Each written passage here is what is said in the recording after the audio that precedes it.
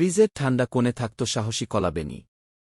অন্য ফলেরা যেখানে আরাম করে ফ্রিজেই থাকত, সেখানে বেনির স্বপ্ন ছিল বাইরে যাওয়ার, দ্য বিয়ন্ড কো দেখা, মানে রান্নাঘর, জানালা আর সূর্যের আলো। আমি সূর্য দেখতে চাই, একদিন বেনি বলল। তুমি তো পচে যাবে, ভয় পেল সালি স্ট্রবেরি।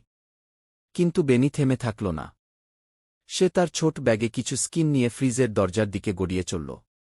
একটা কটকট শব্দে দরজা খুলল, আর বেনি বাইরে। বাহ! রান্নাঘর বিশাল, তাক, ক্যাবিনেট আর নানা রকমের ছায়া। সেখানে বেনির দেখা হল ক্যাপ্টেন কিউইর সাথে। তুমি যদি সত্যিই সাহসী হও, তবে যেতে হবে ব্লেন্ডার দানবের মুখোমুখি, বললেন তিনি। ব্লেন্ডার? বেনির মুখ হলুদ থেকে ফ্যাকাশে। রাতে বেনি চুপি চুপি গেল সেই ভজঙ্কর যন্ত্রটার কাছে। কিন্তু আশ্চর্য, দানব কাঁদছিল। সবাই আমাকে ভয় পায়, ব্লেন্ডার বলল।